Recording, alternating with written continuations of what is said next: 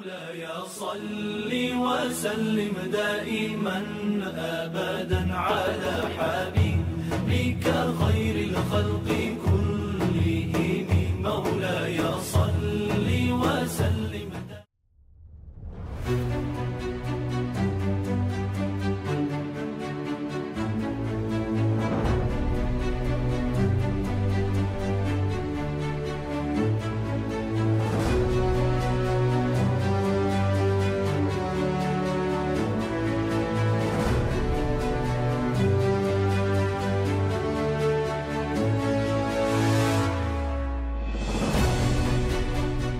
Assalamualaikum warahmatullahi wabarakatuh.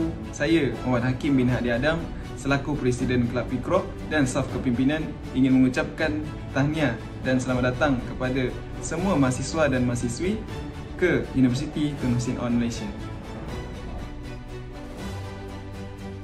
Okey baik, di sini saya ingin kongsikan beberapa kelebihan yang ada di dalam Kelab Iqra. Namanya Kelab Iqra, namun ia tidak tertumpu kepada belajar Al-Quran dan Iqra sahaja, tetapi dalam kelab ini kita juga boleh menganjurkan dan mengadakan program ataupun aktiviti seperti ceramah, riadah dan beberapa pertandingan seperti nasyid dan tilawah Al-Quran.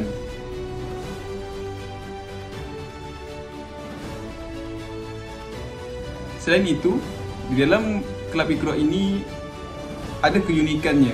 Antaranya adalah di mana kami mengalu-alukan kepada semua mahasiswa ataupun mahasiswi, tidak kiralah dia Muslim ataupun non-Muslim. Kami amat menghargai dan menunggu kedatangan anda semua. Jumpa anda di Kelab Iqra.